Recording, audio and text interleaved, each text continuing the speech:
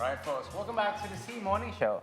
So, the Indonesian film industry dates back to the 1920s when films were black and white and had no sound. These days, Indonesian filmmakers produce various cinematic works that are not only entertaining, but also making the country proud and be recognized abroad.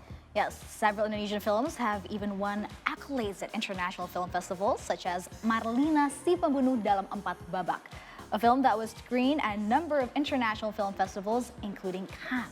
It also won the Grand Prize Award at the Tokyo Film X International Film Festival in 2017. And other notable films include Pengabdi Setan, Gundala, and many, many more. Yes, and since today is Indonesia's National Film Day, to celebrate that, we will talk with Public Policy Director at Netflix Southeast Asia, Ruben Hattari, who announced a couple of days ago that Netflix will include award-winning Indonesian films on the platform. So, good morning, Mas Ruben. Good morning. Good morning. Thank you for coming to the studio and joining us here today. Thank you. My pleasure. Happy National Film Day. Happy National Film Day to you. Thank you. And speaking of National Film Day, you are here with Netflix as well. Can you please tell us more about the Indonesian genres that has been, coming onto Netflix and then being on top of people's next watch list as well? How do you see the different genres that is available? Our mission here at Netflix is definitely to entertain the world. Indonesia is definitely not any exception to that rule. What we have seen is that the quality of Indonesian film just gets stronger and stronger each year. Our mission is basically twofold when it comes to Indonesia: to increase the number of Indonesian titles that we bring on service. And when I say that we bring on service, we are available in 190 countries, enjoyed by 260 million subscribers globally as well. So there is that scale that we actually bring them on platform. But the quality as well. And when it comes to genre, because we are catering so many people, so many various tastes, and preferences as well, there's actually no one kind of solution and one type of genre that we cater to in this world. But we do try to cater the ones that people love the most, and that is our strategy here in Indonesia. Right. And since Netflix is celebrating Indonesia's National Film Day by pledging support to local films, and can you elaborate more on how this materialized and if it would already happen, how did it happen? Well, the journey is still very early for us here at Netflix and in Indonesia. Over the past few years, we've made certain announcements with regards to our deepened investments here in Indonesia in terms of investing in local content. 2 years ago, we had a program where we call Waktu Netflix Indonesia. We kind of introduced our local content investments. But a few months ago, we also introduced Next on Netflix, where we are introducing 6 projects here in Indonesia. But most recently, given the success how Indonesian titles have been in cinemas as well, especially post-pandemic, a lot of Indonesians, my family, my friends, and myself, we come to the cinema now and we look for Indonesian titles. And what we're trying to do is how do we actually bring some of those successful Indonesian titles on platform? So a few days ago, to coincide with National Film Day, we announced some top Indonesian titles that has been enjoyed previously in the past few months or in the past year in cinemas as well, and we're trying to bring in more and more. I think in total, we are looking to bring around 50 Indonesian titles this year.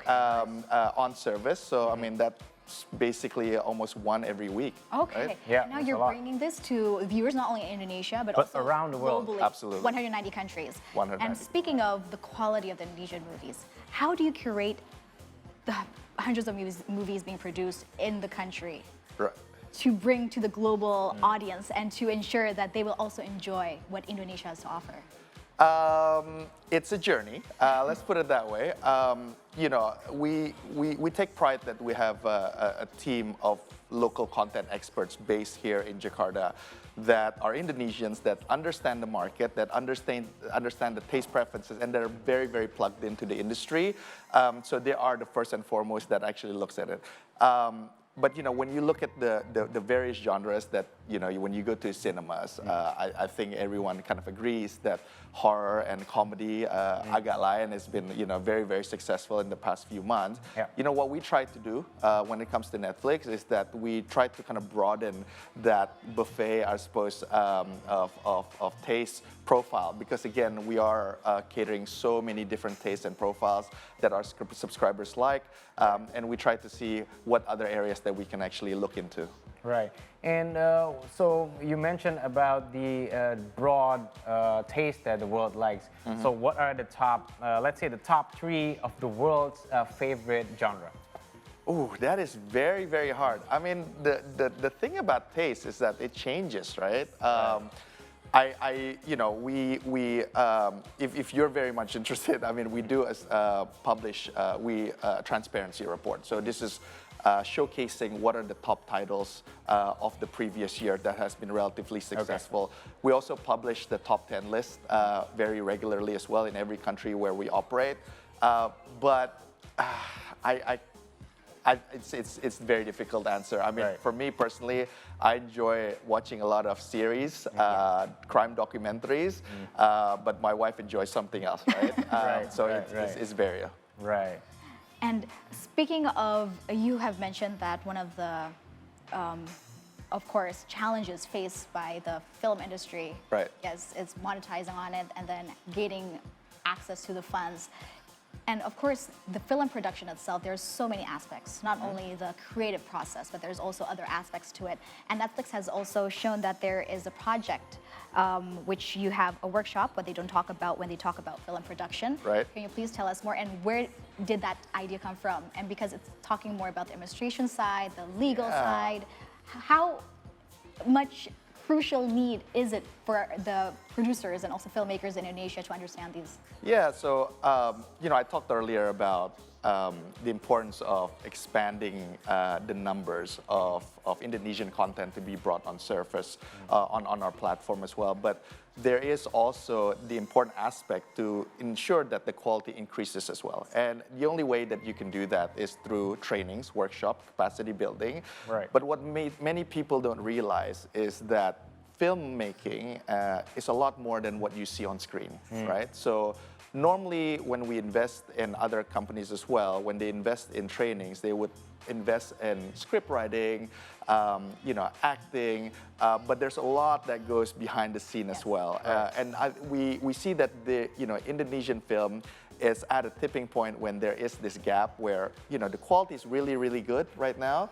But I think in terms of the back end, the post-production, doing music clearance rights, as simple as making legal administration contracts as well, that is something that I think the industry could do a much better job on.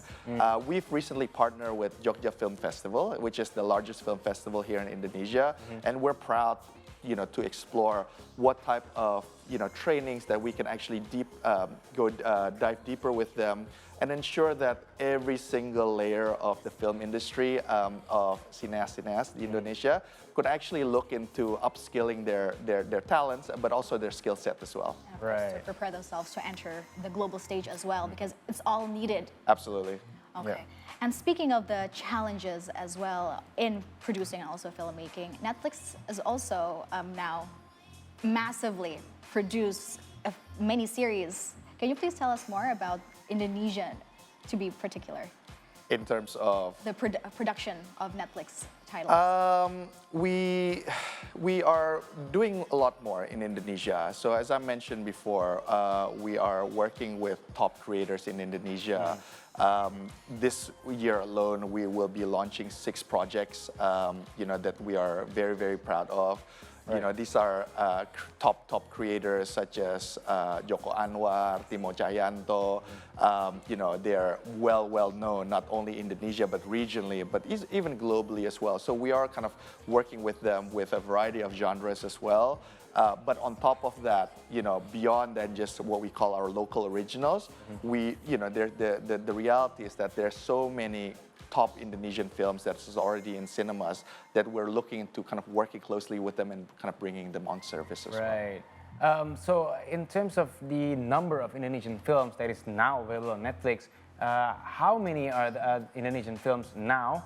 And since the viewers we are airing to Southeast Asia, Right. can you recommend maybe one of your top Indonesian films for the viewers? All right. Well, I wish I can give you an answer of how many Indonesian titles Right. because the number keeps It's on a lot. expanding, It's a lot. expanding.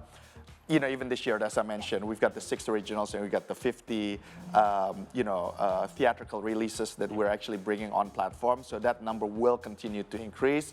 You know, we want to make sure that the number is large, but the quality is also there as well, right? And I think that is what sets Netflix apart from, you know, our friends in the industry as well.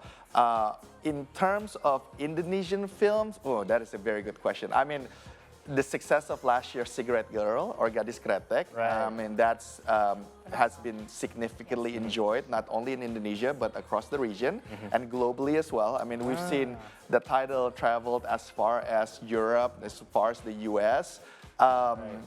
For this year, slate that we have recently announced, I think I'm very much looking forward to Shadow Strays, which is a top action movie that is coming from Timo Cahyanto. So stay tuned. I mean, there's Shadow Strays. Shadow Strays. All right, folks. When so will that stay be? Do tuned you for have that. any I think that will be later this year. later this year? So we'll keep right. our sights out for that. Yes. But since this is the National Film Day, where Yes. we commemorate, and of course we have our hopes, especially you as someone who worked closely with the film industry and those cinematic universe of Indonesia. What are your hopes? What can be improved, or what support is needed to accelerate our?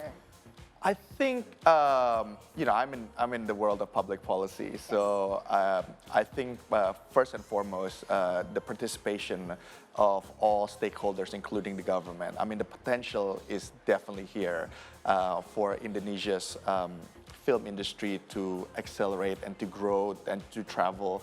So I think collective effort across all of the various stakeholders to ensure that there is this growth can sustain, I think that would be one. And my hope is that more and more people enjoy Indonesian content, and not only in Indonesia, but all corners of the world. Okay, that means Absolutely. through the best support is watching the movies. Of course. And enjoying, clicking course, it, of and course. adding to our watch list. Okay. Yes, all right. So, Mas Ruben Hattari, thank you so much for Thank you for sharing having with me. us and also celebrating the Indonesian National Film Day today with us. Thank you so much. Thank you very much once again. Yes, all right, folks. So now we're gonna have a short break, and in the meantime, do stay connected with us at See Today News at our Instagram, X, and also YouTube. So, Mas Ruben, thank you so much. Thank you so much. Thank you. Thank you so much. Thank you. Thank you.